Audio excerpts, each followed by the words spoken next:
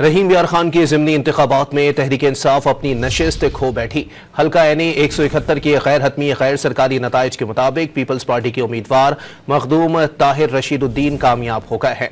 नताइज के मुताबिक peoples party के मखदूम ताहिर रशीदुद्दीन 1,16,429 वोट लेकर कामयाब करार पाए। तहरीक-ए-इंसाफ की हिमायत याफ्ता हस्तान मुस्तफ़ा एडवोकेट 58,251 वोट लेकर दूसरे नंबर पर रहे।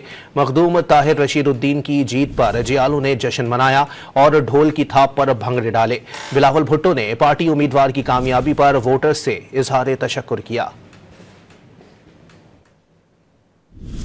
तहरीक इंसाफ की हिमायत याफ्ता हस्तान मुस्तफ़ा एडवोकेट 58,251 वोट लेकर दूसरे नंबर पर रहे।